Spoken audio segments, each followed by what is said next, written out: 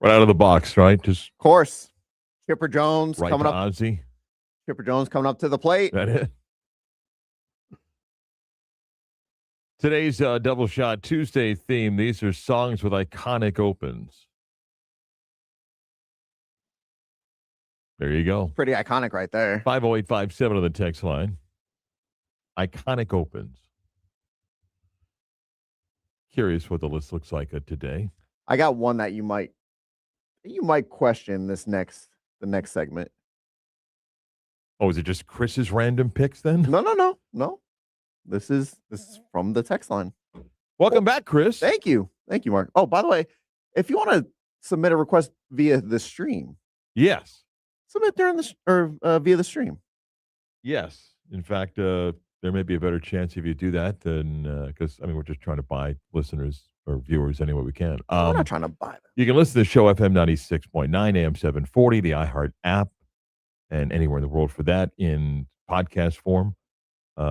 The Beta Sports on Demand, and yes, the video stream via Twitter 96.9 Game On, and our YouTube page. Click on 90 or go to 96 on the Game Orlando. Click on the logo on the live button and watch the stream. I've adjusted the lighting, and I'm being blinded right now. You're kind of pushing it with the light blue today. So I may or may not have a Nike account. Excuse us. And I always forget, and I get the reminder, hey, the year's ending, you got to clean it out. So you're like, all right, let's go in, and I'm aging myself. If you're like me, the old Wheel of Fortune, where you actually were like buying, not your money, but like Bob's got $650 left. He'll buy like a refrigerator for $375 instead of encyclopedias. Then he's got like $9 left, and it's like a toe clipper, So I'm scrambling. I bought myself. I took the credit of X amount of dollars for sneakers, right? And I'm left with this.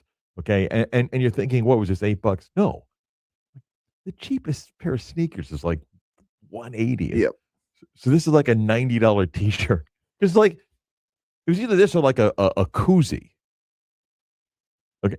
This isn't a $90 t-shirt. It's what they charge the credit on, okay? The t-shirt's probably $20. Right. But, so anyway. Wow. That's what the shirt is. Okay. You like it? Yeah, it looks nice. Looks nice on you. Yeah. Anyway, more important, how was your trip? Chris went to Colombia. I did. Where your lovely wife is from. Yep. It was a special occasion. We got our daughter baptized. How'd that go? It was good. Yeah. It was good. My daughter did not like it. She had some like special oils put on her forehead. She didn't like that part. She had water poured on her. Did not like that. She definitely did not like that. But all in all, it was a good time. She loves being around her abuelita, grandma. How was the flights? On the way there was rough. She's at the age where if she doesn't get what she wants, she's throwing a fit. So do I at this age. So there were a few times where she was screaming, which I know people love that on a plane, but we kept her entertained. Did you get the eye roll? I don't care, honestly, what other people thought. But on the way... You know what my response to that is? Oh, yeah, you were born 18, okay? You didn't cry when you were 1. On the way back was a lot better. Good. On the way back was a lot better. Okay. I didn't know this, so Colombia, they're going through elections right now. Yes. They don't let you drink during this time. For like 3 days while I was there, it was Wait, like dry. In the country? It was dry. The entire country of Colombia was dry during elections. Really? From May 28th to June 1st at noon. You could not buy alcohol at bars. You could not buy it at stores. But I guess you could stock up before and have. Yes. But you can't buy. Nope. So bars are closed? Nope. No, they're open. You just can't buy a drink? Yep. Really? Mm-hmm. And the hotel where we stayed, literally inside the hotel on the bottom floor, there's a bar called Beer. Yeah. And a casino, which... That's what I'm talking about, yeah. I wanted to do the casino, but... Yeah. Other plans. I got to see this. What is voter turnout in Colombia? We also ran into one of the presidential candidates at the mall. Like Jim?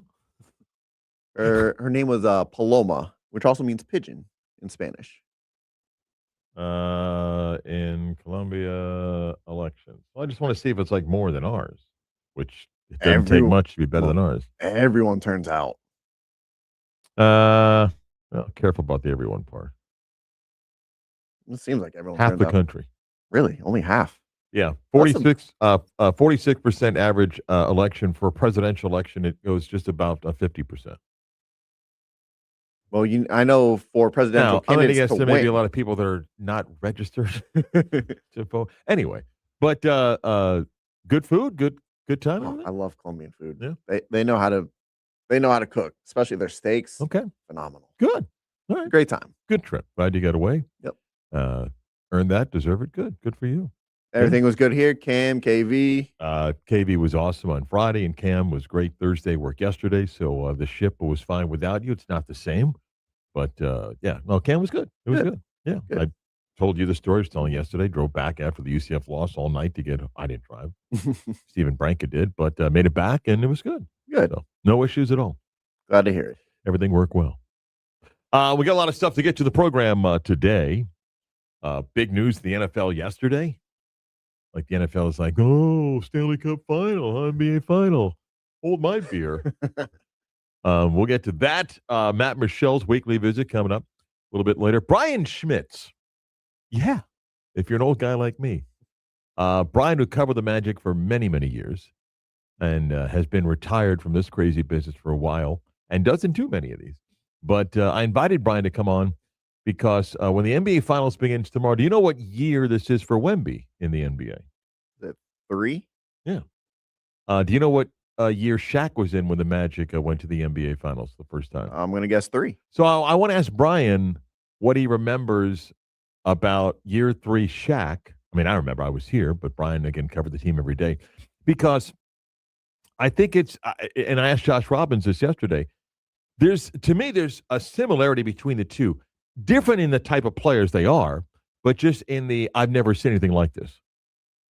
Like, I don't even know what I'm watching because that's what we're doing with Wemby here. And while Shaq was the true dominant low post center, we didn't see anything like that before. So I want Brian's thoughts on the stardom part of it, the basketball part of it, as we get set for the NBA Finals tomorrow. Plus, it's an on the mark, off the mark. We come back. We'll do a little bit about the NFL yesterday with a couple of fascinating trades, and then I want to do a little college story coming up. But first, back, everybody's favorite segment. It's almost like an unwritten rule that when you become a father, you become king of the bad dad jokes. What is Forrest Gump's password? One Forrest one. Are you ready to laugh? We know at least one person is. Here's CB's dad joke of the day. Oh, that's so great. See if I remember how to do this. It's been so long. You wake up going, ooh, joke of the day. Yeah. So excited. Okay. Mark, if you see an Apple store getting robbed, does that make you an eyewitness? Get it like iPhone. I'm eyewitness.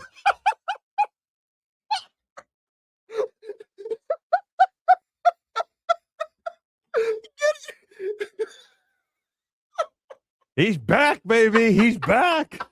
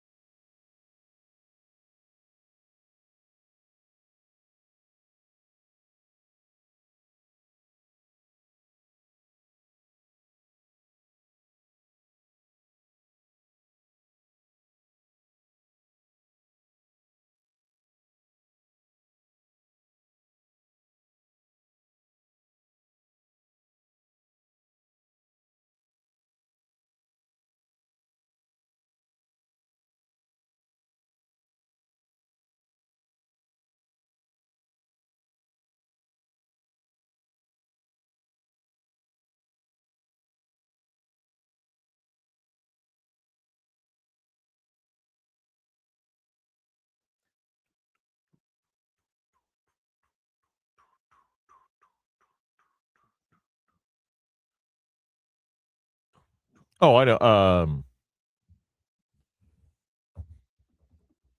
Rage Against the Machine. You got the name?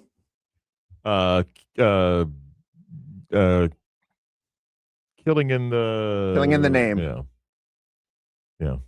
Kind of glad I don't remember exactly. Hold on. Yeah.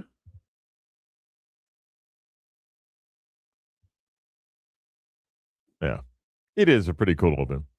Iconic intros to songs. I wasn't sure how you'd feel about this one. I'm not a big Rage Against the Machine fan, but it is a cool intro. 50857 on the text line, or you can send us a request on the stream. Yep. See a couple of those. I'll get to them. So please send that in as well for Double Shot Tuesday. Chris is back. By the way, Yes. I'm bothered. If somebody thinks Chris's laugh is either a laugh track or fake, I'm insulted. well, I encourage you then to watch the video stream because you can see for yourself. I'm very insulted. Can't believe someone texted that in. Yeah. So if you think either A, Chris is faking a laugh, or B, it's a laugh track, that alone you should go to the stream to watch because see for yourself. I mean, half the time I laugh because he's just laughing at a joke that he already knows. Not like someone's telling him. He already knows the joke, and he just starts laughing. Yeah. Only the best. Only the best, Mark. Oh, man. Wow. So, like I was saying, the NFL's sitting back there. You know, they did the schedule release. That was kind of cool, you know, and then just kind of laying back in the weeds. You got the NBA going on. We got the Knicks. We got Wemby. We got all this stuff.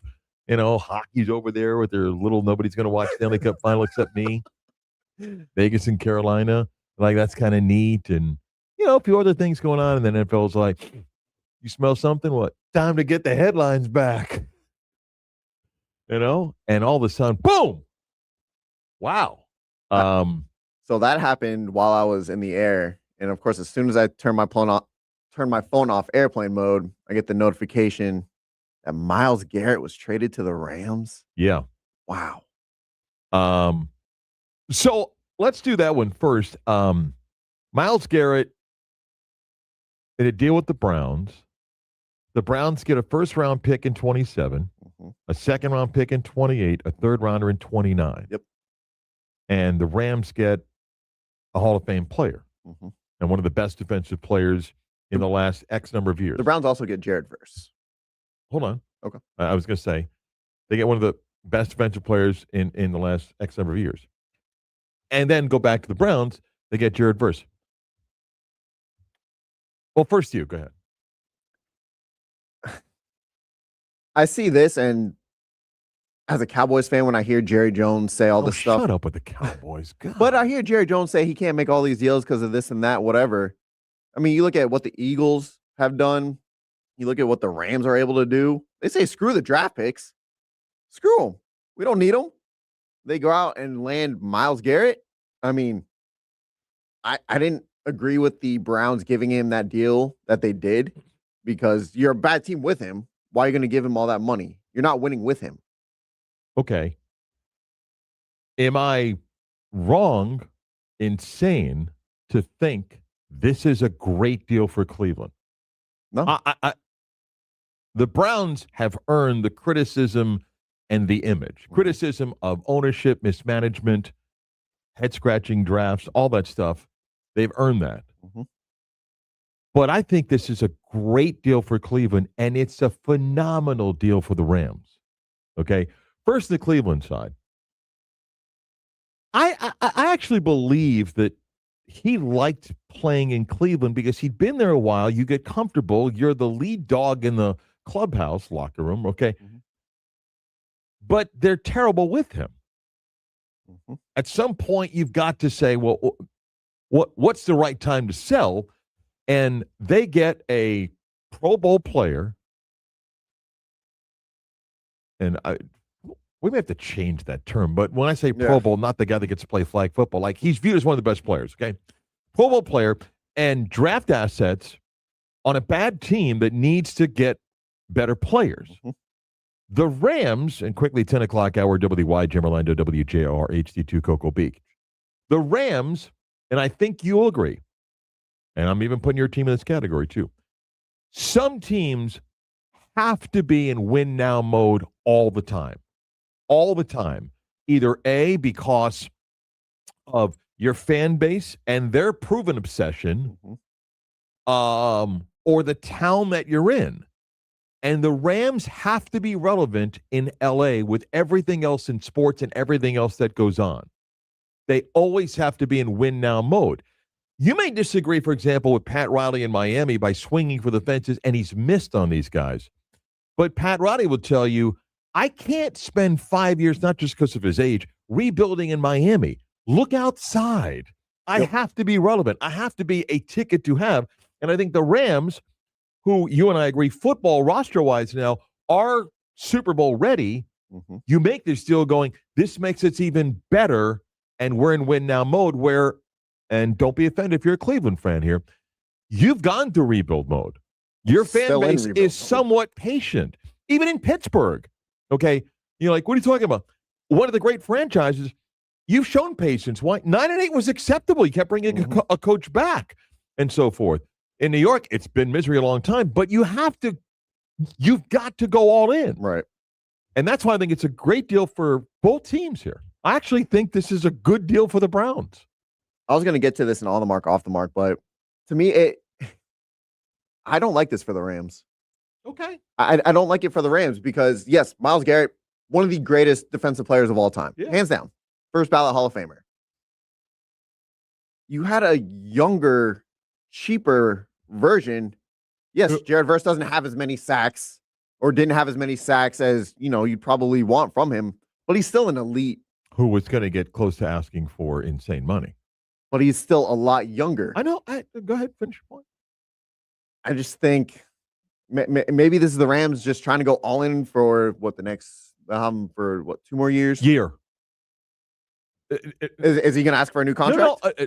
What I'm saying, though, is year, 2 years, maybe the window between quarterback and guy like that. But they're in, I want to win right now. I want to win right now. And he could have said, you're winning with that defensive guy right now.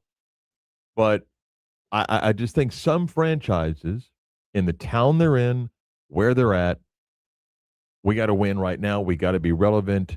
I don't know what else, and there's probably nothing on the downside of Jared Verse, but clearly something made the Rams less need, and the rest of the group say, no, I'm in on making this deal, and this also, LA's about stars. Not that Jared Verse isn't a star, but they get an NFL star here. This also kind of goes back to the NFL draft. And by the way, you had the 13th pick. Well, I know, and I just don't want to. If you're in win now mode, why are you drafting a backup quarterback? Again, who knows who made that choice? If Garrett wasn't locked in while playing for the Browns and put up those numbers, what's he going to be on a Super Bowl contending team? Like, it's hard to improve on those numbers already, but maybe. I mean, I think they're going to get a guy that is really motivated because he knows he's playing. Like I joked for the Giants, just play a meaningful game after Halloween. Now he's going to play meaningful football in January, maybe February. No, I mean, it's going to be the first time in his career that, he's got a legitimate shot at a Super Bowl. Not even a Super Bowl, just a playoff win. So, I mean, good for Myles Garrett. We'll see how it works. Okay, now for the Danny Rossini deal. Is that unfair? Everybody else is going with that. So the deals did finally happen. I went back and I looked, and it's not about Rossini and Vrabel. She kept predicting a second-round pick. So if you believe, whatever may have happened personally, but if you believe football-wise of the information that was shared, either A, maybe the Patriots put a second-round value on A.J. Brown, because I wasn't searching for the photos. I was searching to go, what was she reporting? And that's what she'd been reporting. And he goes for a first and a fifth. I don't understand it. About what? Giving up the first? Yeah. Yeah. Oh, yeah. I don't get it. Well, I don't get it either, because if an owner, that owner, allowed a coach going through what he went through to go give up the one because he's desperate coming off a Super Bowl to prove it wasn't a one-year outlying fluke with an easy schedule. So get me a stud wide receiver who wants to get out of an unhappy situation. I'll make him happy because we know each other, and I'll be able to contend again. Then the owner's caving to a panicking coach. But maybe they're right in the sense of maybe it was kind of a fluke, and I'm dealing with all this other stuff. To give up a one is a lot, but and I mean, Howie I guess Roseman does it again. I guess the Patriots they're assuming that their first round pick is going to be late enough that it's essentially a second round a pick. 25 to 32 pick. Yeah. So I don't know how much AJ Brown improves New England. Obviously, he's, I've read something where AJ Brown's got the most 1,000 yards receiving season in Philadelphia history. He was there 4 years. All 4 years he had 1,000 Right yards now, receiving. look, he wasn't happy. Nope. But the Eagles' offense still remains a question mark, and now it is more of a question mark because you're taking him off, and you can say, well, they planned for that. Well, okay, here's the reality of it. Okay. So you're gonna have, and I never like twos becoming ones. It almost never works receiver wise. So now Devonta Smith is your one. Makai Lemon, I don't know. Little. You smell something? I smell the path to the east that just opened up. Somebody just loaded up on wide receivers yesterday. Oh my God. Huh? What 20, are you talking about? 2015? What are you talking about? You had 2 all-pro receivers that just joined the Giants yesterday. Who? Of course, we've got 3 guys down with patella tendons and ACLs, but let's not pay attention to what's behind the curtain over there. So what if Malik Neighbors may not play till 29 now? And his injury appears to be a lot more serious. We just added 2 Hall of Famers. Is Odell Beckham a Hall of Famer? Is he a Hall of Famer? Is he a Hall of Famer? He wasn't until yesterday. Now he is. Juju Smith-Schuster? Do you watch football? You seen this guy? Talk about number 2s who became number 1s and did you see this guy out. 7 years ago? Yeah. These guys are fresh. Yeah. I'm just trying to understand. He couldn't make it with Patrick Mahomes. He's going to make it with Jackson Dart. I'm trying to understand when Beckham walked back into the building. What game film did you guys put on? Was it that Monday night game where he made the catch, or was it anything in the last 5 years? I mean, what game film where you're like, yeah. I got nothing for you. It just makes me laugh. You know what 9 is? 9, the number of losses the Giants will have by Halloween. Okay, that's being a little rude. I was going to say total games played with the 2 guys they signed yesterday. Yeah. Wow.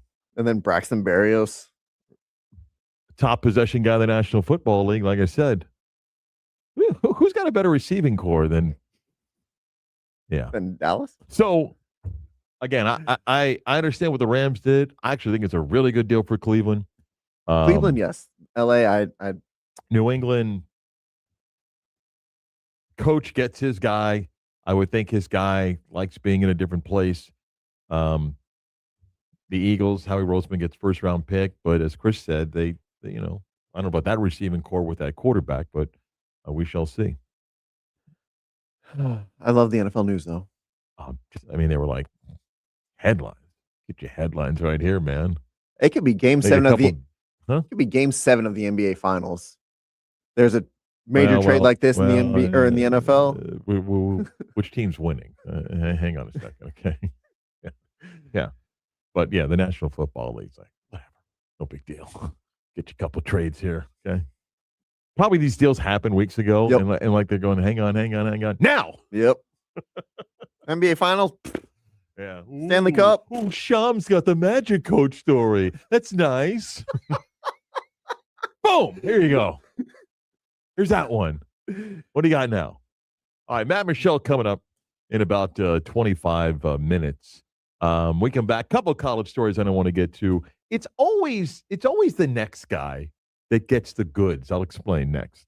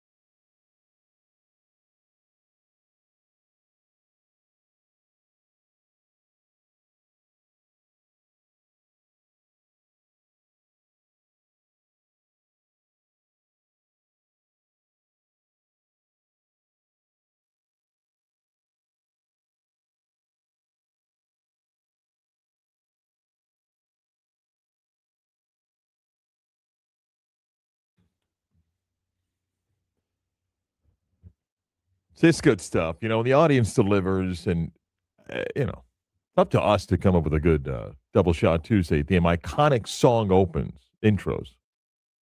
A little Deep Purple right here. Chris is back from a little time away in Columbia with the family. Matt Michelle coming up next segment. I want to do a couple of college football things here. Then we'll get to Matt and do a little bit more college football with him. Chris, I'm not saying I predicted this, but I did think it would happen. Because last year, remember, we were talking about this, and I thought it was great. Not every game, but the ACC took you to the replay room. Mm-hmm. The communication of the official on the field to their main replay center in explaining what they're seeing, which I think the transparency was fantastic. And now the Big 12 is going to do it. Nice. And I said, I think eventually I don't know about the SEC, but I think conferences will go to this, and it's great. So now for the Big 12, when they have their games, you'll be able to hear on the TV broadcast, radio broadcast, the discussion going on between official at field and in instant replay. Good. I agree, but I don't think these, especially the SEC and maybe even the NFL to a degree, they don't want transparency in case things need to go a certain way. Oh, you're Mr. Conspiracy. Yeah. Yes. Yeah. But tell me I'm wrong. You're wrong. I don't believe I am. You're wrong. Okay. Yeah. Okay. No, what happens is you'll just end up disagreeing with a play that you think is obvious. We did that a couple years ago, the Miami game, where there was a replay on a Hail Mary thinking, wait, what? Yeah. But good for the Big 12 to do this. Two other stories, college football related. First, the TV schedule for this year's playoff was announced. And we may get a Rose Bowl in primetime because they haven't announced which games. And again, the NFL plays games, so college football has the two games now, which let me backtrack a second. Chris, who are the most powerful leagues in college football? That'd be the SEC and the Big Ten. Okay. Chris is right, but he's wrong. Huh? What? He's right, but he's wrong. He is right that the two biggest conferences, revenue-wise, performance of the SEC and the Big Ten. The reality is, it comes down to Disney, Fox, and now Paramount's more of a player, whatever you're combining everything that CBS owns. Do you think college football matters to ESPN? Yeah. I mean, it should be a hard yes. Yeah. Does it? Wait a sec, Chris, up and then deliver that one. So, do you know how TNT televises some playoff games? ESPN licenses that. So basically, ESPN bought the rights from the College Football Playoff LLC for X amount of dollars. Then they leased some games, or basically sold games to TNT. Do you think they sold it for profit? Yeah. Of course they did. So here's my question. One, does it really matter? Because if it was so important for you to get the rights, and by the way, paid a lot of money for, you turned around and sold it for a profit to TNT. So is it that important? Now, the games they sold that opening weekend go up against the NFL.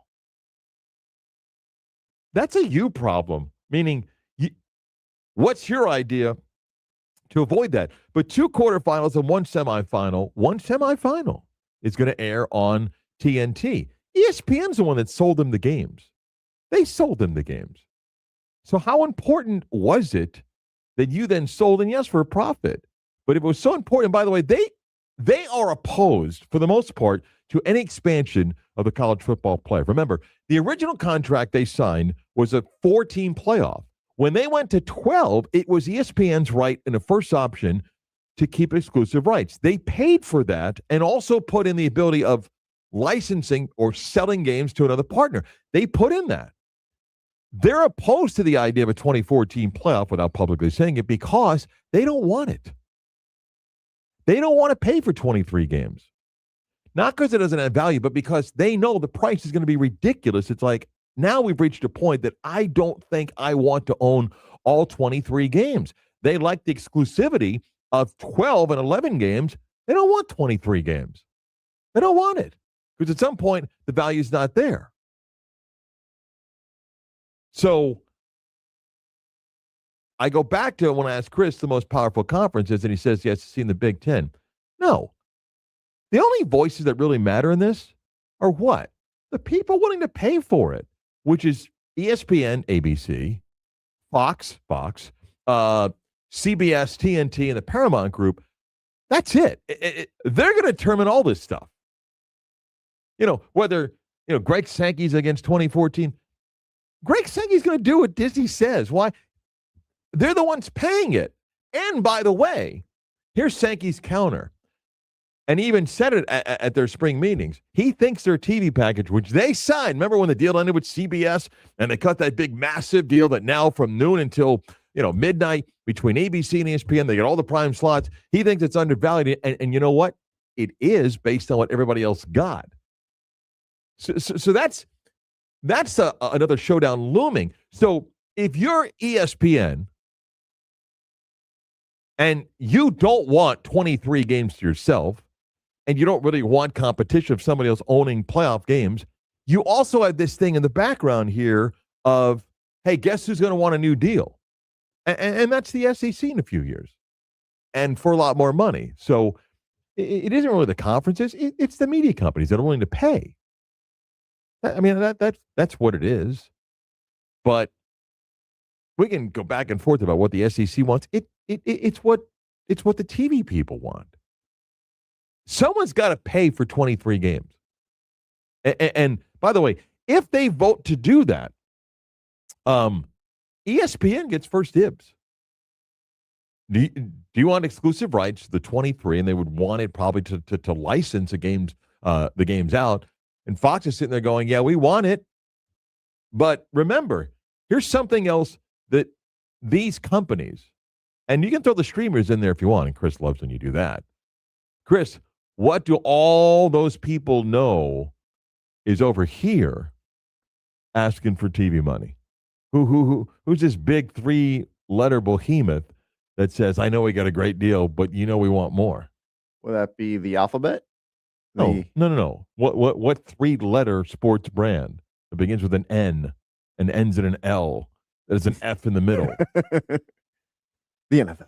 Right. So that's why, as the clowns that are running college sports try to figure out where to take the circus and whether they do 12 or 16 or 24, you've got the only people that matter. The only people that matter. It's not because you don't have a product that's got value. The only people that matter are the ones willing to stroke the check. Or I guess you Venmo the money these days. That's it. And those people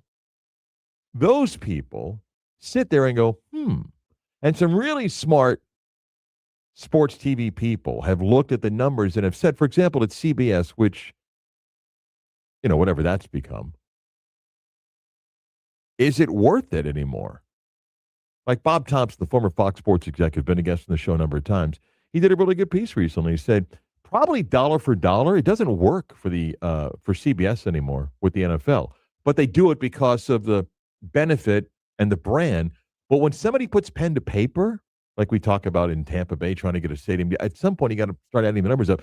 Someone's put pen to paper and go, this doesn't add up. And if they want more, you can just, what's the name of Yellowstone and all the different shows they do? You could just run so many Paramount Plus promos to have people go over to watch Kevin Costner at 80 with a bad accent and make a lot of money, meaning that the NFL can bring just so much. But at some point, these remaining media companies and streamers do the numbers. And they're like, okay, everybody wants more. We're the ones that are going to determine. So just be careful what you think you're worth. And speaking of that, last week I saw the story. that some people were talking about among the many items that in Destin for the SEC meetings.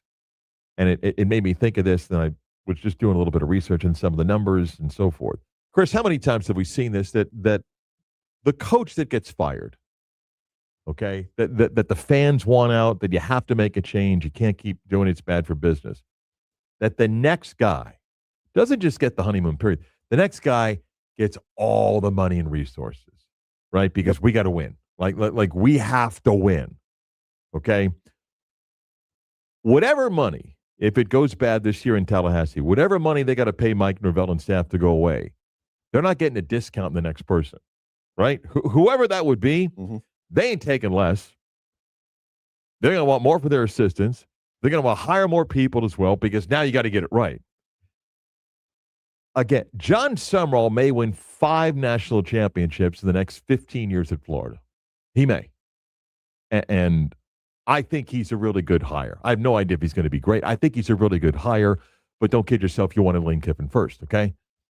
But because everybody wanted Billy Napier out at whatever cost, and it wasn't that bad compared to Norvell, the next guy was always going to get more.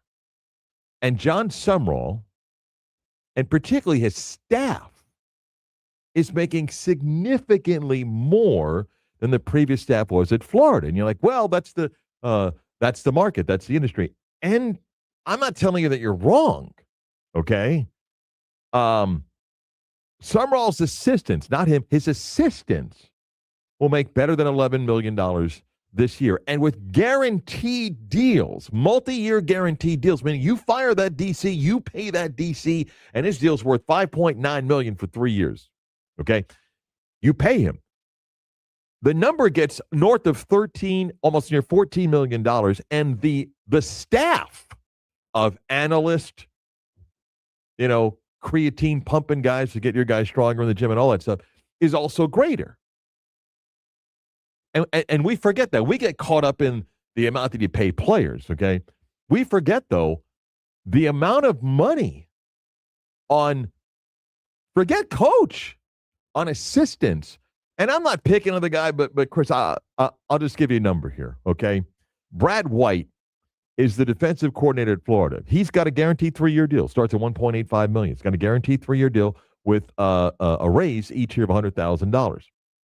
He came to Florida from Kentucky. He was the DC at Kentucky. Kentucky's defense last year was 64th in the country. Okay, now he was there 2 years ago when they were 45th, and 3 years ago they were 29th, and 4 years ago they were 22nd. Okay, but last year they were 64th, and in scoring defense last year they were 75th. Good for him. It's great work to get. Okay, but the next guy gets everything that he wants because you have to win. And as we focus on how much the football payroll is, the money being paid, and David Caldwell is the GM at Florida. If you're a Jacksonville Jaguar fan, tell a Gator fan what life was like when he ran the football team. Okay, and now because he worked in the NFL, he's now going to be a great general manager. I don't know, maybe he will, but it did work in Jacksonville, and they paid him a ton of money. So we get caught in what we're paying players. We forget. We now have, forget the video team, the social content. We now have coaching staffs. When you have the total pay of the staff and the coach and the GM totaling $20 to $25 million for the year before you put out that SEC 30, 40, 50, $60 million payroll. Wow. Good money if they can get it. I ain't got no problem with somebody that can command that. But I've always said this. The college football head coach and assistant coaching pool, it's not a real market. It's completely about image. It's completely about image. You're not signing players in the SEC based on image. You're signing players on projected performance value. A lot of coaches and now coordinators get signed because you don't want to be perceived as being on the bottom tier of pay, on the bottom tier when it comes to pay. I mean, you couldn't find a defensive coordinator to pay half of what you're paying the guy now. You don't want to do that. Why? Because you don't want the story to be, hey, Florida's DC's 14th in the league in pay. You don't want that. You want the image to be, we pay among the best. So don't forget about the 40, 50, $60 million payroll, about the $20 to $25 million coaches pay and GM pay and where that comes from. Matt and Michelle's next.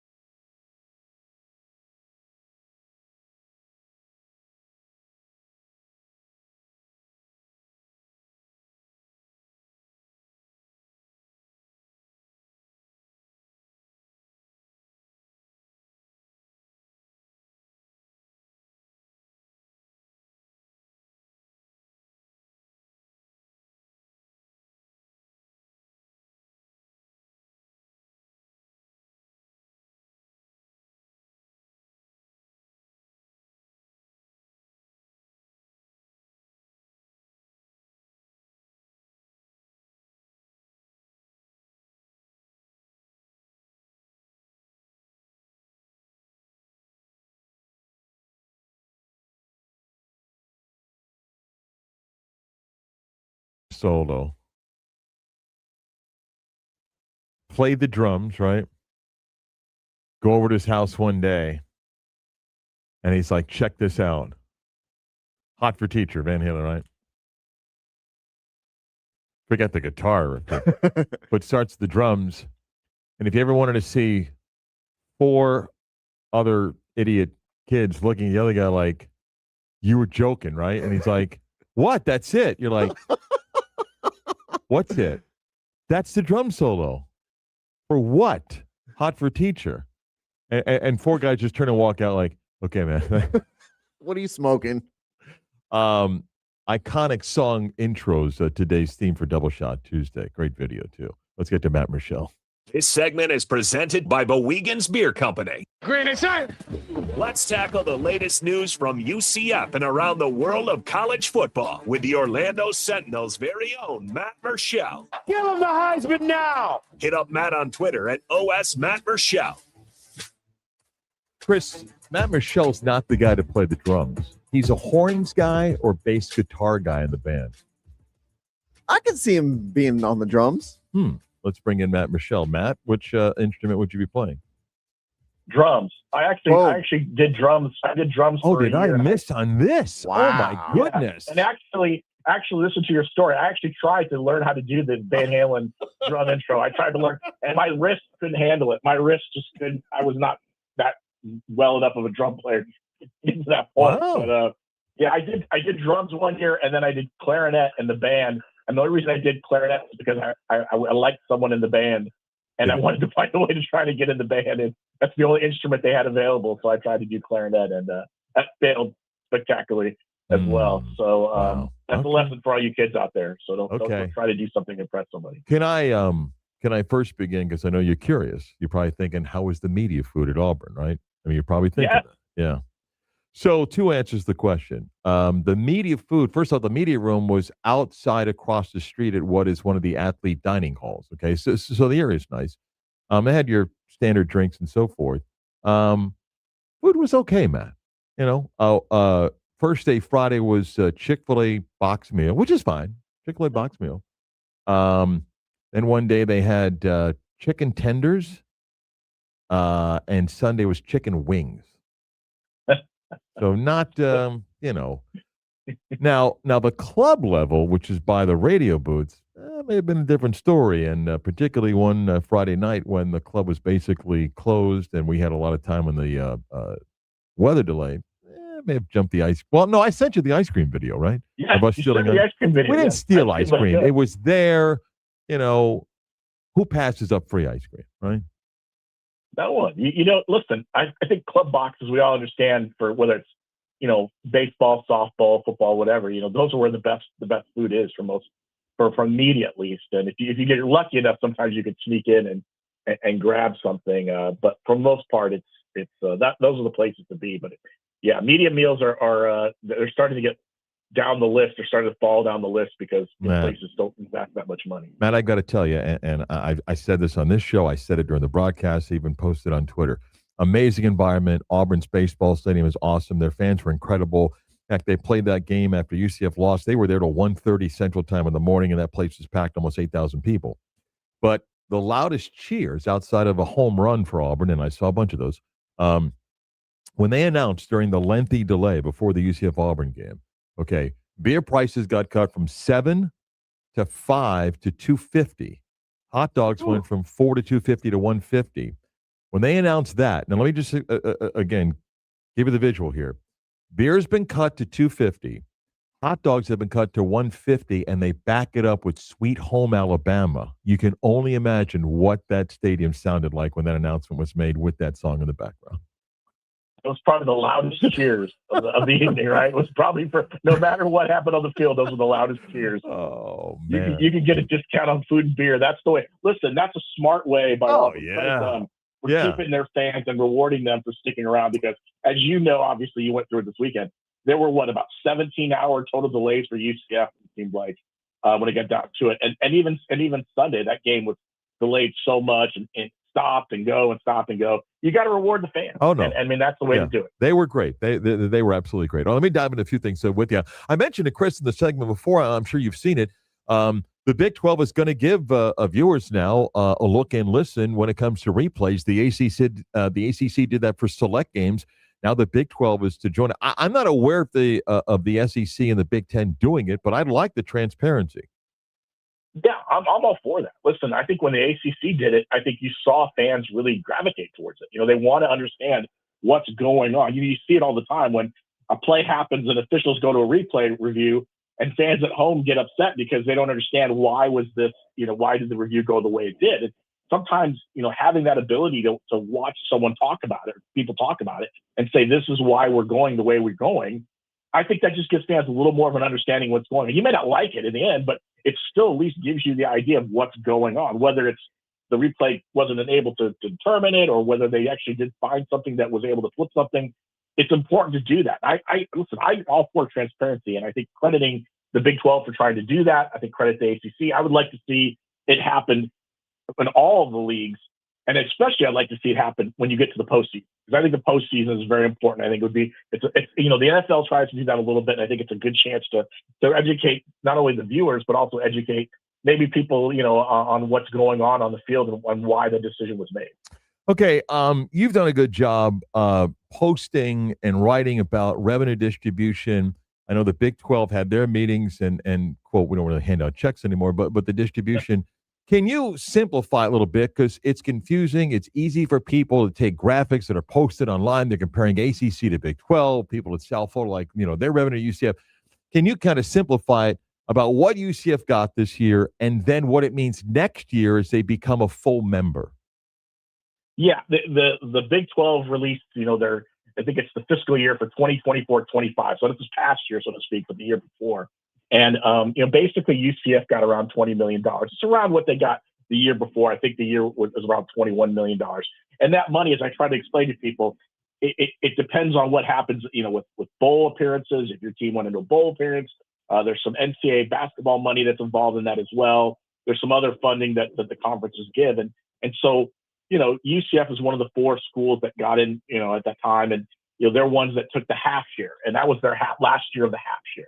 So now that they go into this next fiscal year, which is the one we're going through right now, they should get the full revenue, of money that they're owed. And so it's going to be interesting. I know that during the Big 12 meetings last week, spring meetings last week, they announced, I think it was Brett Yormark announced about $700 million is what the conference made for the fiscal year the one we're going through now. And so they're talking about, what that's going to mean. They didn't announce how much distribution that was, but you can imagine that UCF is going to probably get anywhere near $35 to $40 million, depending on how things go. So it's a big boost. And I think to go back and think about what the American did, at the time what they were in the American, they were getting maybe $9. I remember when reporting they would get maybe $8 million, $9 million a year from revenue from the American. And, to go from that to getting nearly, $40 million, it just shows why it was such a crucial moment for them to get into the Big 12 and how that really impacts their finances. And it's big. And I know fans think, all right, that's money that's just sitting around, but again, the university has made its move to the Power 4 conference. They have money they have to use for certain things, keeping up their teams, keeping up the facilities, things like that. So that money is already probably, been redirected, but it's a big deal for them. And it's the reason why this next round of media rights that will come up in the Big 12 that Yormark was talking about last week in 2030 is going to be so crucial for them. Because again, the more money you can generate, the more money the schools are going to be able to make. And I think that just in turn really kind of helps with where UCF wants to be at. We're talking about competition when it comes to the Power 4. And I've said this, and people, view it, some view it as an excuse, and maybe it is, but I don't think people understood.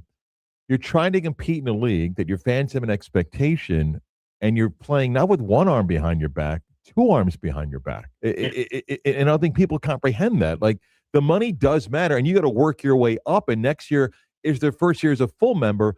Everybody else has been doing it for a long time, and the newest members got the benefit of being a full member. And I just think sometimes people don't understand what it's been like for Houston, Cincinnati, and UCF to play so far behind at the start of the season when it comes to revenue. Yeah. And Houston's going through, I know they're going through some challenges, economically. I mean, they're really going through some challenges economically. And it's because of the fact that first year of transitioning back in 2023, it's really the most difficult because you're trying to make that big leap, you know, and it means you're trying to spend money that you really don't have at that point. You're just starting to get. So it's basically betting on yourself and then hoping that you can find a way to make it work. So that's what's so important to everybody when you talk about, okay, you know, UCF maybe didn't make that huge jump the first year of the Big 12 or the second year, but it's going to happen at some point because once the money starts coming in and now you're not playing with your arm tied behind your back, I think that's when you can start doing some things that maybe you couldn't do before. And now you can sit back and think, okay, now we're going to find a way to. That's why I've said this every time someone goes on about UCF, I say this. That's what was so crucial about getting the TDT money for the Rock Tower expansion, and getting it from the community, because that changed the way that UCF was being handled. I don't think if they get that, they're able to start that project. So to be able to do that and keep themselves up, and that's going to help really kind of elevate that facility into the Big 12. That's important for them, and it's going to help create more revenue, which is what everyone's trying to do now, is create revenue streams. I thought sunset over the mountains at the Rose Bowl was one of the most important things that we could have in college football. But I guess when we saw the schedule come out yesterday and no specific bowls assigned to times on New Year's Day, maybe the sunset's not that important? I guess not. I want to say that I think it goes to show you how, looking at the Rose Bowl, and how the Rose Bowl kept saying, we're so important. And the playoff committee saying, you maybe not as much as you think you are now, because this is where we're going. And I mean, it's interesting to me. I mean, that the schedule comes out and they get that 8:00 window. I mean, to me, that's going to be a challenge. I'm sure the Rose Bowl people aren't happy about that. It's fun. But again, scheduling is so crucial, because you're competing with, not just college football, you're competing with the NFL, and you're competing with, how to get games on and draw as much eyes as you can without worrying that fans are going to switch off. I thought it was interesting that they're not going to have a game, on New Year's Eve. I guess they decided that it's best not to try to do that. And that's something that's traditionally not done very well, ratings wise, games on New Year's Eve, because fans, as much as the college football playoff leadership likes to believe that fans will sit around and have New Year's Eve parties and watch football, a lot of them don't. A lot of fans want to go out and and celebrate with their family and friends otherwise. So it's going to be interesting to see how this kind of impacts the future eventually, if they decide to expand the playoff, and how that's all going to work. On Tuesdays, about an hour from now, we do our On the Mark, Off the Mark segment. So I'm going to let Chris have his anger then, so he can stop listening for a couple minutes. But I'm sure you followed yesterday some of the Brandon Sorsby hearing out in Lubbock. I don't know if it's like a modern day comedy of something or what. And I don't even know how the judge is going to rule. I mean, maybe he rules in favor of Sorsby and he gets to play. And again, let me say this: an addiction is a serious matter that needs to be addressed and get the help that you need. But it was downright funny at times yesterday, them trying to explain why he should be able to play, why he needs to play mentally, that it's best for him. And I know people hate the NCAA, but as they keep going, but here's the tens of thousands of dollars that he sent to friends so he can bet after he was warned about it, and all the money that he was gambling when he was at Texas Tech.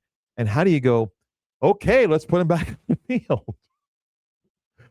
It's to me, it's unbelievable. Listen, this is the worst case scenario for the NCAA when it comes to sports gambling and their athletes. I mean, because Brendan Sorsby has basically given athletes the blueprint how to get around, how to get around being caught. I mean, we all know, I think it's pretty much established now, that most major schools have programs in place that monitor athletes to make sure that if they make a bet on a device, whether it's on an app or whatever, they get an alert that tells them, so one of your athletes is betting on a game, you need to go maybe have a conversation. Brendan Sorsby knew that and found a way to get around that. And we're not talking like $1,000 here or $2,000 there. We're talking $90,000.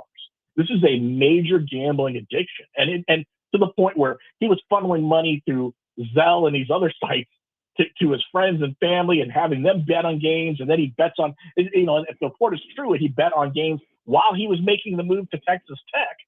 I mean, I compared it to Pete Rose. It's almost like Pete Rose. I mean, you are betting on the sport you play in. And if you're just going to give the guy a slap on the wrist and say 2 games is enough, good luck. I don't see how that makes a stand. If you want to make a stand, if you're the NCAA, and if you want to make a stand and say, listen, we can't allow sports betting to get out of control, this is the case where you have to win. This is the case you have to say, we want to make sure this doesn't happen. I feel bad for Sorsby if he gets, if he's done with his career for this, but he kind of put himself in this boat, and hopefully he gets the help that he needs to get. And I know Texas Tech fans are screaming and yelling, 2 games is enough, 2 games is enough. Come on, missing the first 2 non-conference games is going to really be enough for him to learn his lesson. I mean, and not only that, I mean, think about the money he would, if he does get suspended, doesn't able to come back.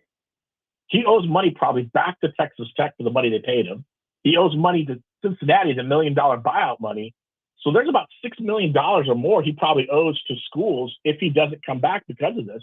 And my guess is the schools will want to make sure they get their money back if they paid him in advance. We know Cincinnati did. So this is a really complex case that I mean, as much as everyone's making fun of it, I mean, it is a case that the NCAA never wanted to get to, but now it's there, and they got to find a way to make sure they make an example of it, because he gets a 2-game slap. I think that just opens the door for athletes to decide, okay, well, you know what? It's not really going to affect me that much if it happens.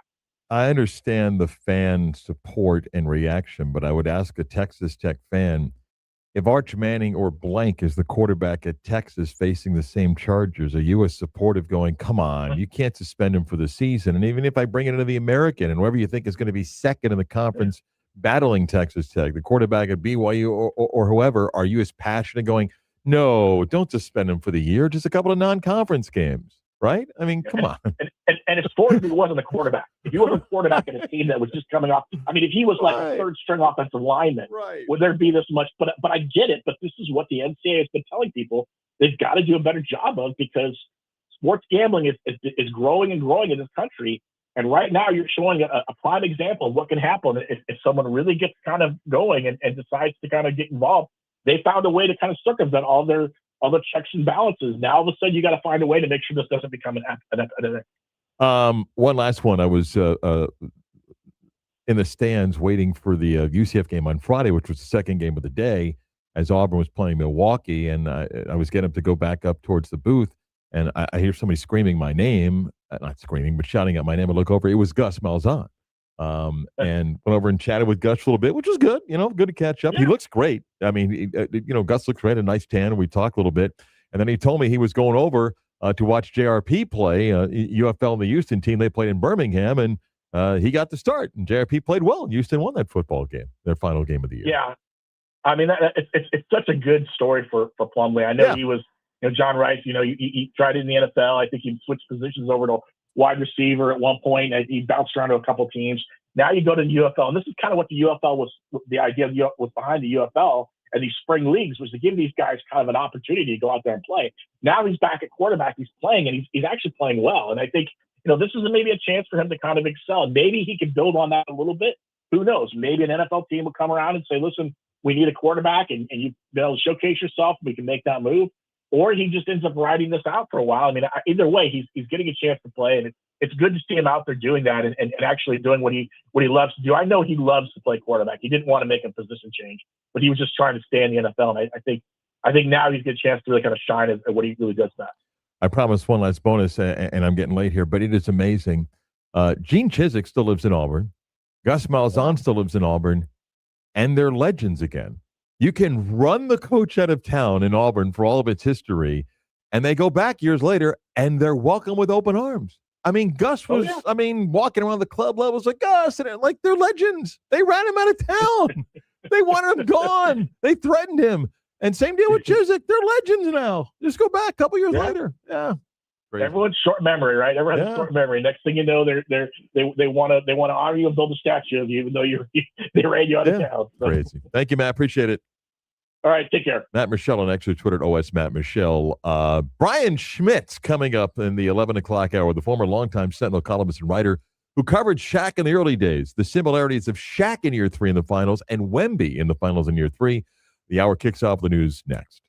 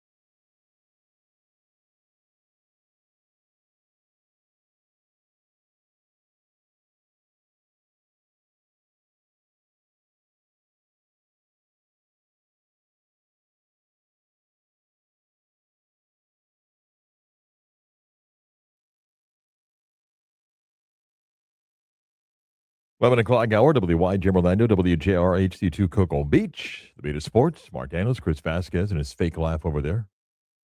And laugh track. What? Not fake. Watch the stream. See for yourself. So insulted by that. We begin locally, and first in the state. Both remaining college baseball teams ousted yesterday in regional finals. FSU had to beat St. John's twice. They lost the first game, that didn't play a second game. Johnny's advanced. Seminoles lose in the regional home. Then Florida was in the driver's seat, needed to beat Troy once.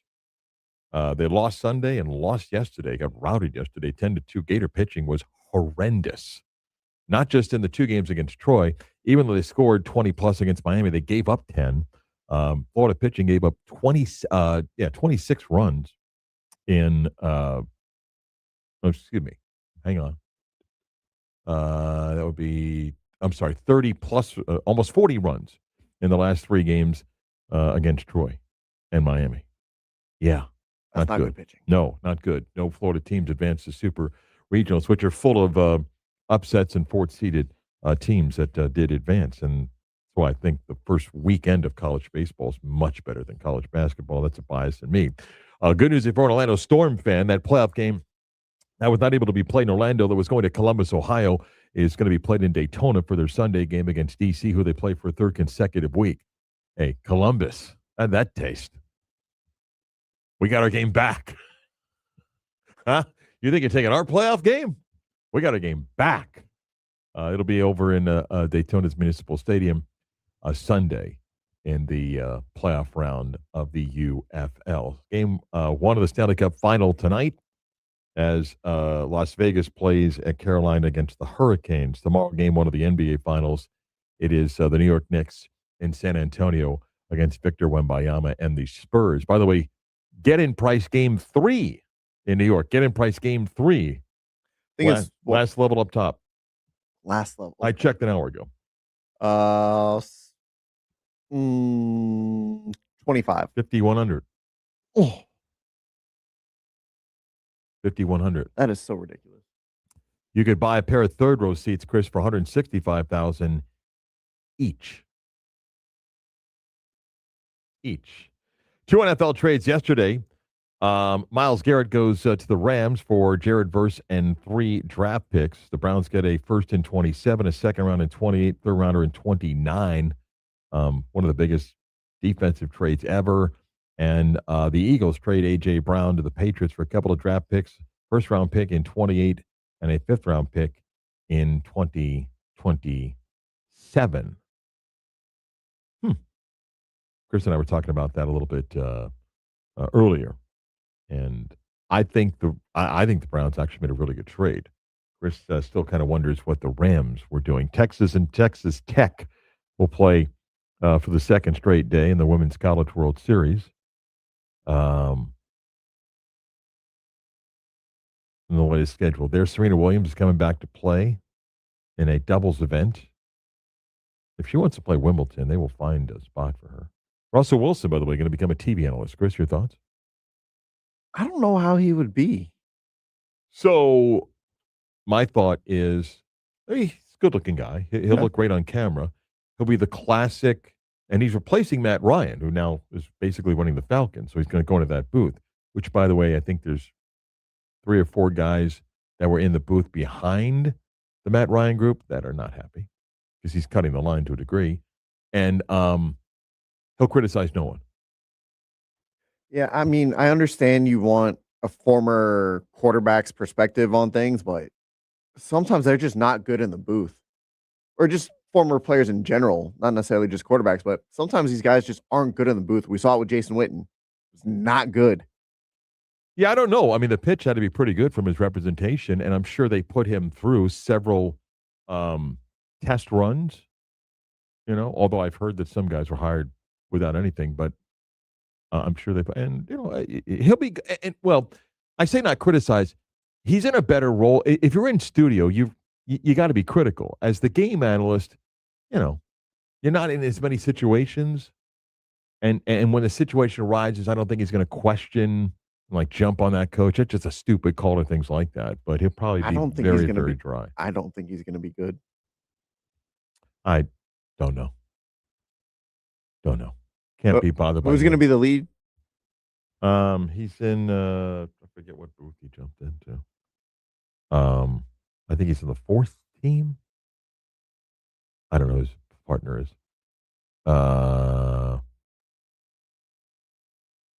And I guess he's going to do some studio stuff, so we'll see what the role is. Can't worry about that, man. Our quarterback room is deep. We don't worry about him. You got Jameis, Jackson. Got that receiving core that we just signed. We don't need guys like that. That's it's Odell Beckham Jr. Come on. If you're old like me, you remember Shaq's 3rd year and the Magic in the NBA Finals. Victor Wembanyama's in his 3rd year. He's in the NBA Finals. Shaq was in prime position to become the face of the NBA because he was something that we hadn't seen. Victor Wembanyama is the same. Good old friend Brian Schmitz, who covered Shaq in those days, will join us next.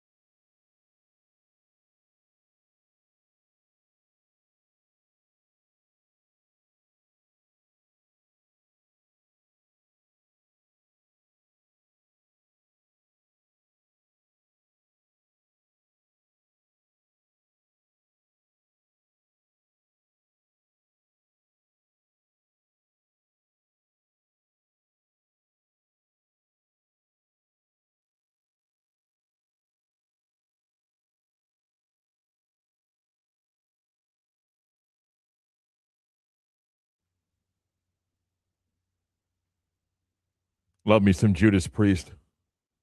Nicely done. Yeah. Iconic song. Iconic song intros. Today's theme for Double Shot Tuesday. It's Michael Jackson.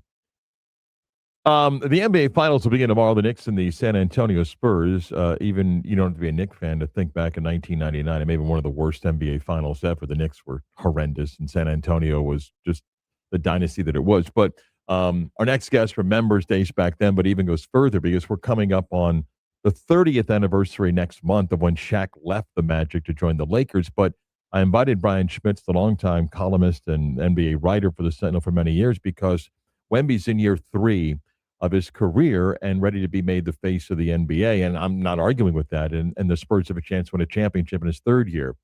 Shaq was in his 3rd year when the Magic went to the NBA Finals, and we had also not seen anything like that. So Brian is kind of join us and talk a little of the years ago. First, welcome. Good morning, sir. How are you?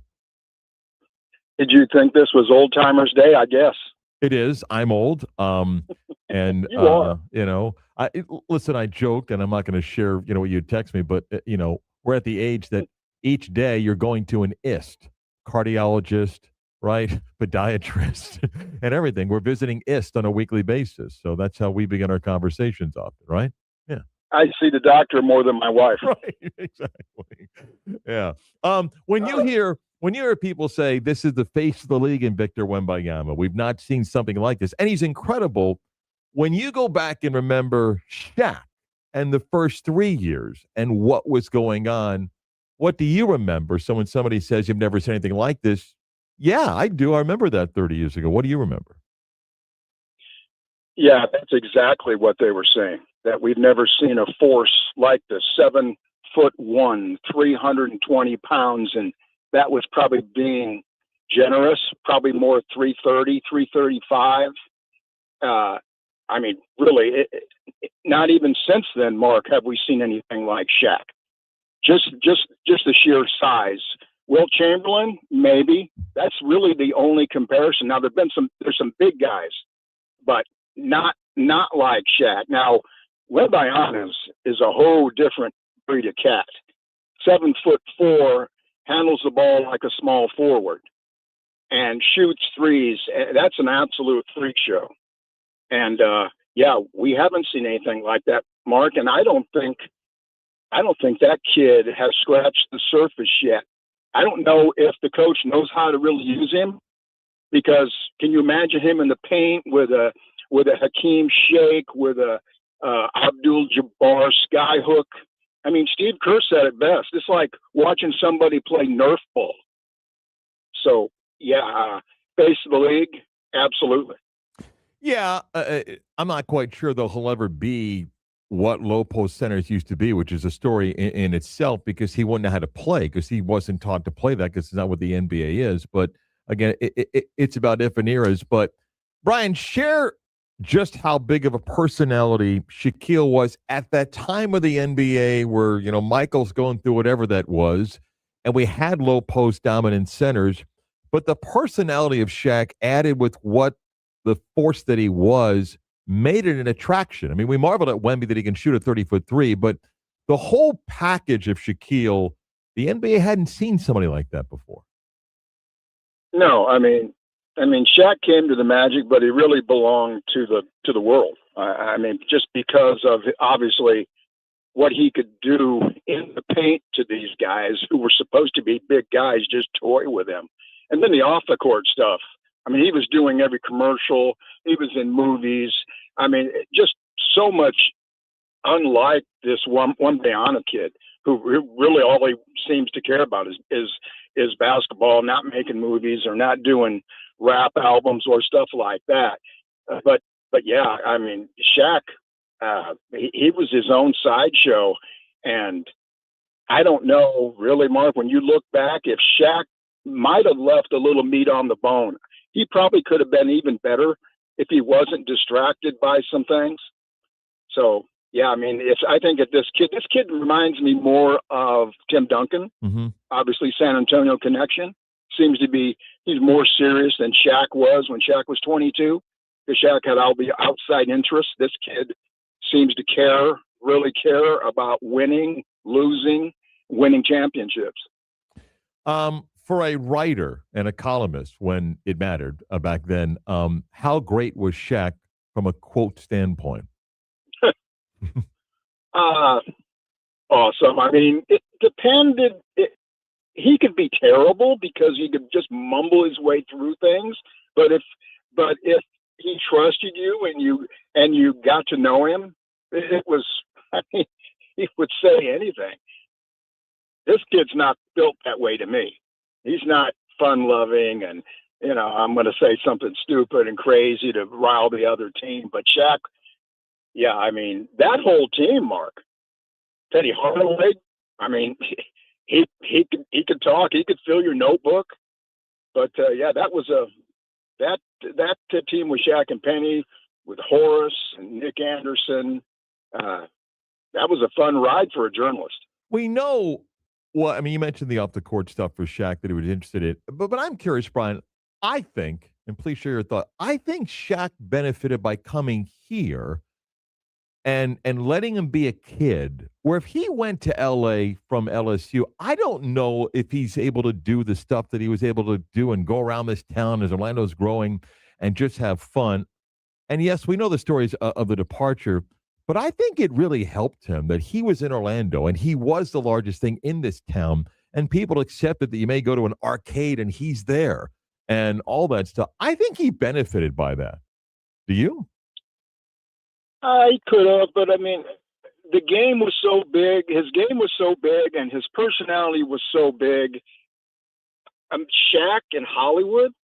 Oh yeah. I mean, I don't know, Mark. I mean, I think he probably could have been even bigger, and ultimately that factored in why he left. Because I mean, now he's a big fish in big pond. So I think, and that was Leonard Armado's plan all along. I mean, the Magic were not. Obviously, they're going to take him. They were going to take Alonzo Mourning, but Leonard Armado tried his hardest to get him to L.A. right from the get-go, because that's what Shaq wanted to be.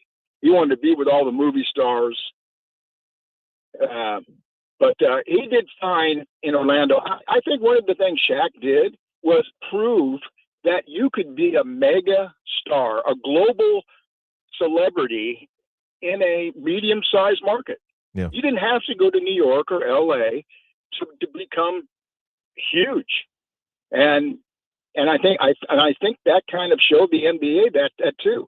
I mean, depending on your personality. I mean, Tim Duncan went to San Antonio and made them champions, but he was not a celebrity, right, per se. I got two more, and I'll let you go. It's one of the great basketball what-ifs, but just the basketball part of it and that team. If they stayed together, what would have happened on the court? Championships. Now, there's a lot of factors, though, Mark. I mean, Penny Hardaway's health, Yeah. but it deteriorated with his knee. But if that group stayed together, come on, because you could have surrounded Shaq with a lot of guys, because he would have brought guys to you. And I think 2 or 3 championships. I think you could have. I don't think there's anybody who could dispute that. But it did not happen, because I mean, how many teams now could have a Penny Hardaway and a Shaquille O'Neal? I mean, Penny in his rookie year was one of the best players in the league immediately. And it's frustrating, horrendous questions that Magic fans it'll haunt them forever. What would have happened? I know you don't pay attention as much, but I know you occasionally will watch and follow this current Magic basketball team, which is going through another coaching change, has some young talent. I think it's different than you look back at the teams we're talking about here. What do you make of the current status of the Magic?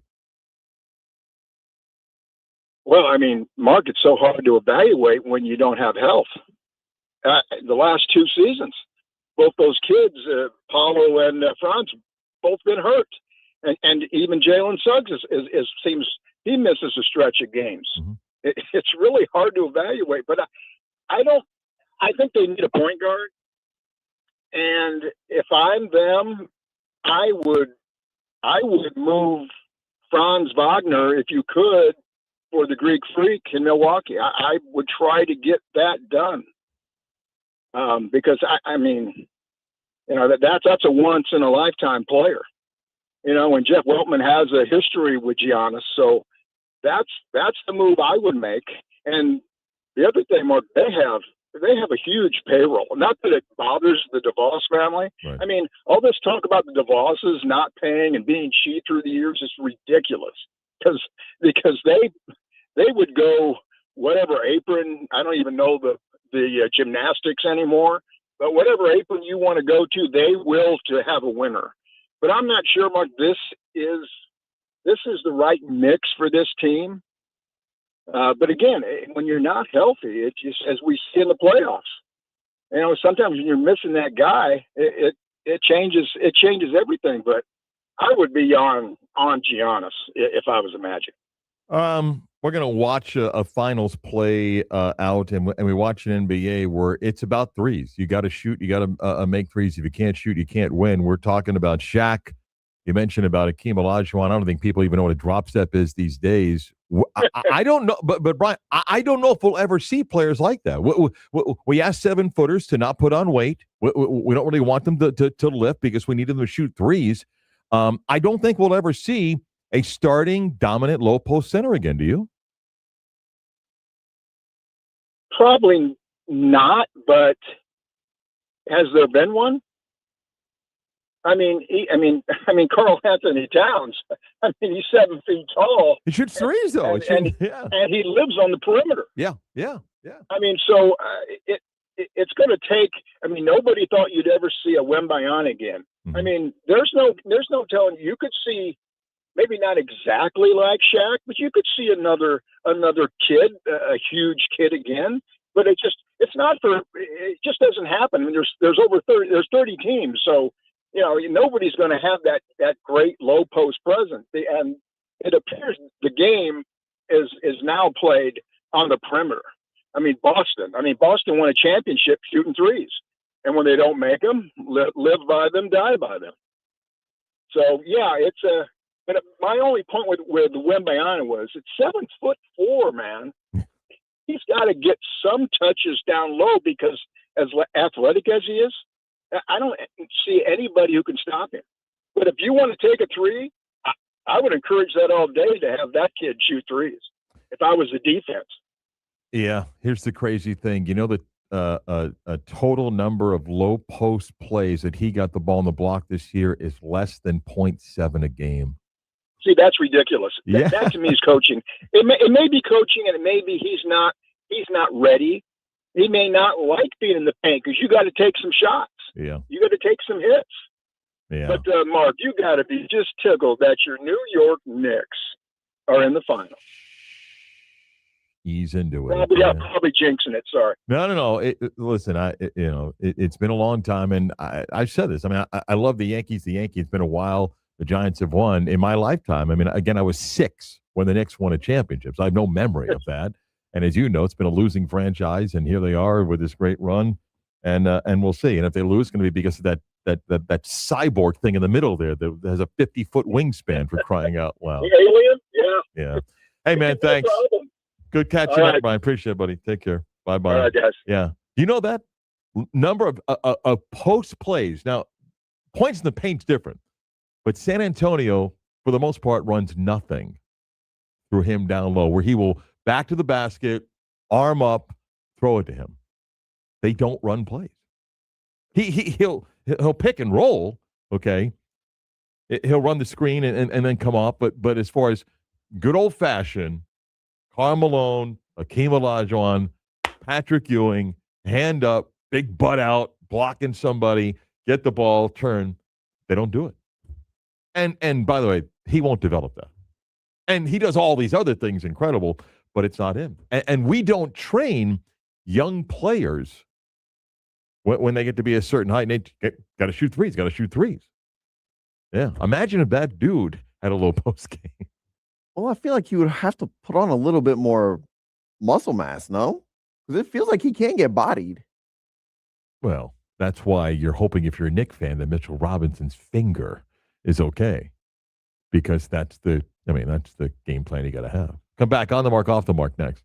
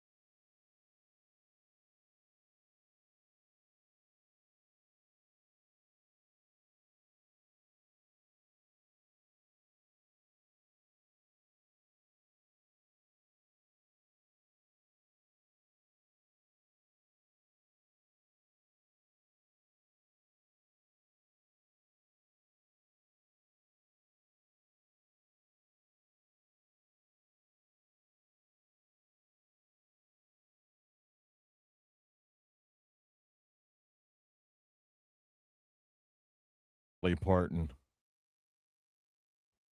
You're on fire today. Chris, here's how old I am.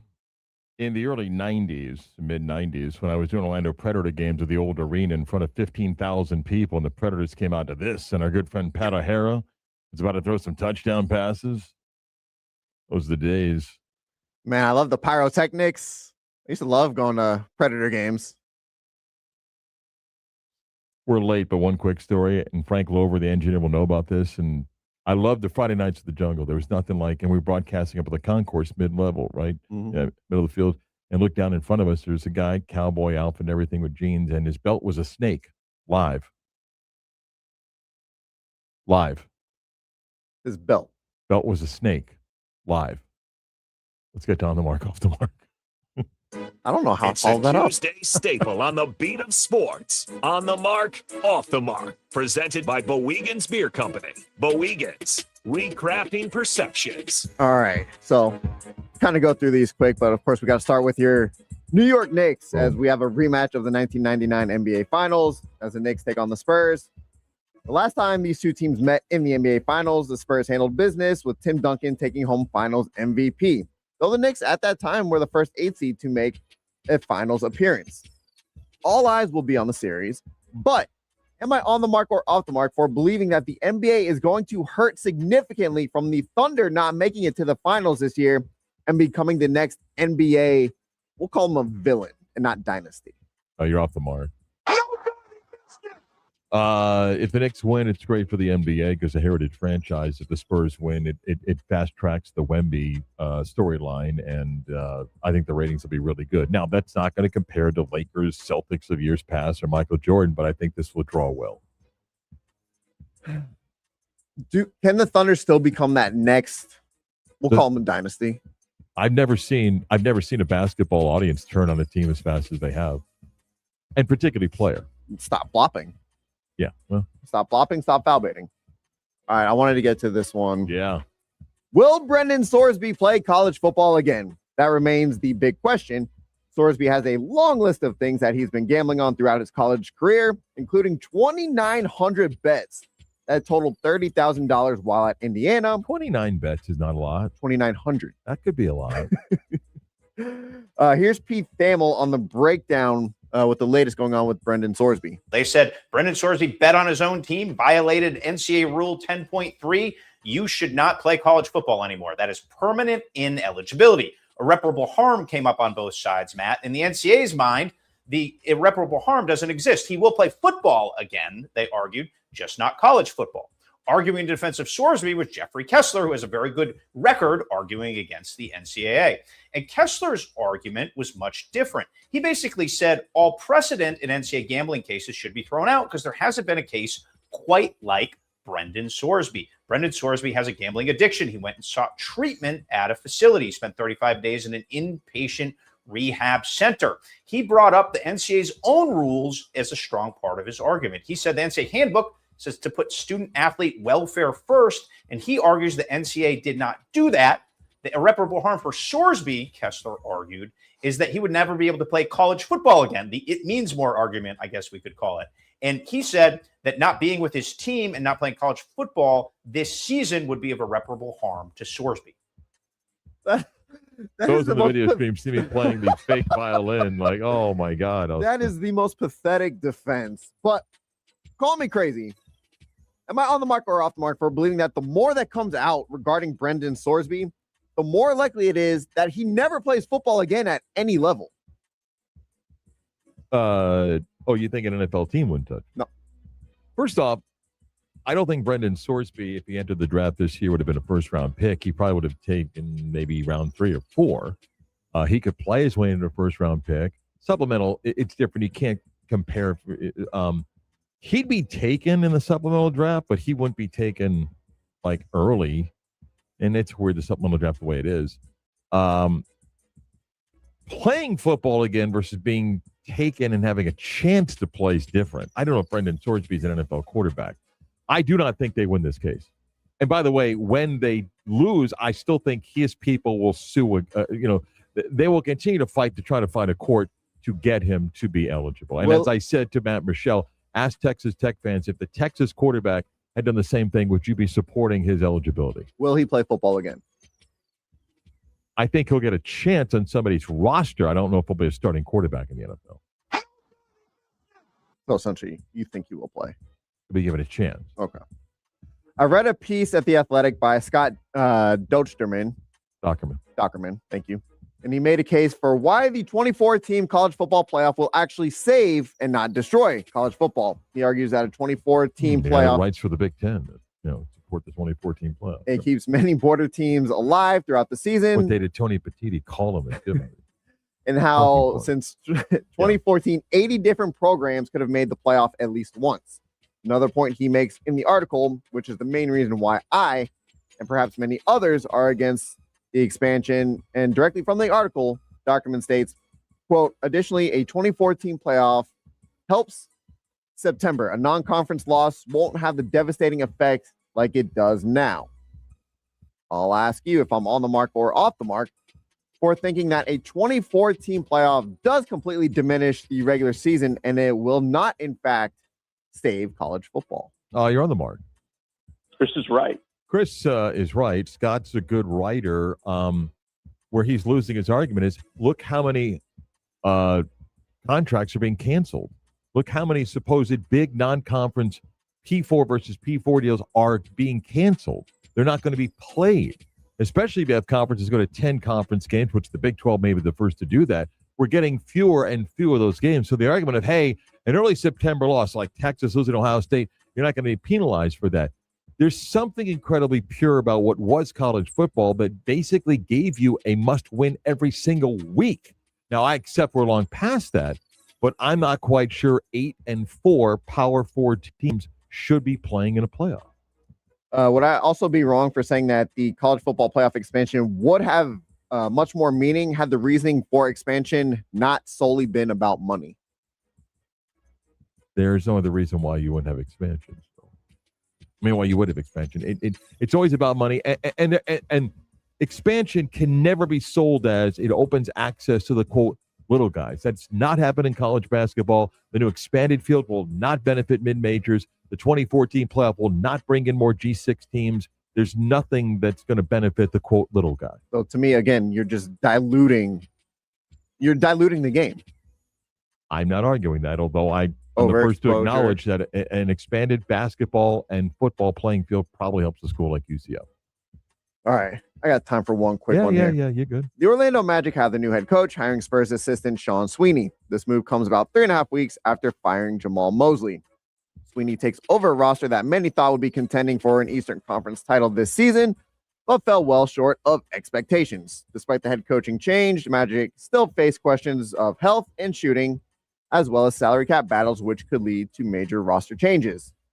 I don't know if Sweeney has Magic fans jumping up and down in excitement, but would I be on the mark or off the mark for believing that because Sweeney is coming from a coaching staff that made the NBA Finals and could potentially win, Magic fans will have an unrealistic expectation that he will be able to do the same for this team right away? Oh, I don't think the outcome of this series matters. No, I think you're off the mark. But no, the fact that he's coming from a team that made the NBA Finals. Yeah. Will Magic fans think, oh, he's coming from a team that just made the finals, he can turn this team around right away? He's not the head coach. I mean, he's part of it. He's still coming from the team. Credit usually goes to the head coach. Look, I think Magic fans are going to have a hard time picking the negative, other than he's a defensive guy. So is Jamal Mosley. I mean, he's on a team that's playing with a championship, might win the championship, so there's nothing negative about that. But the credit still goes to Mitch Johnson if they win the title. On the mark, off the mark. Back to wrap it up next.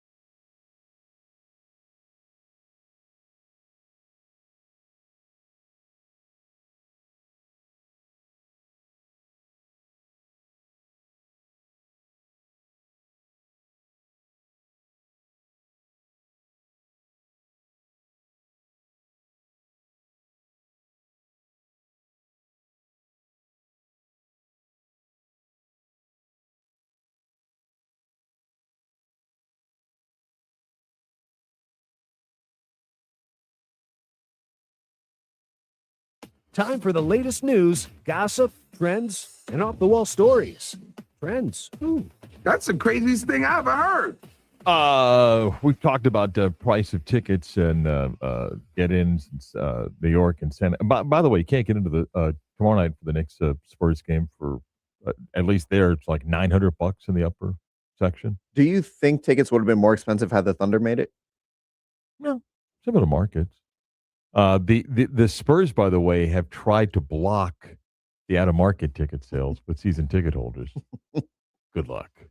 When Fat Joe walks into that building tomorrow night, you got to deal You're with gonna be it. sitting courtside. Fat Joe sitting courtside till he's not. Chris, good to have you back. Thank you, Mark. It's ending the program today. Go where you get your favorite podcast. Time with the Beat of Sports on Demand to subscribe. Get a downloaded list when it's convenient for you. And you can always catch the video stream to watch back at your convenience or live. Go to our YouTube page, 96 of the Game Orlando. Click on the logo and the live button and watch at your convenience. Back for a Wednesday edition tomorrow. Chris produced. I'm Marc Daniels, the Beat of Sports.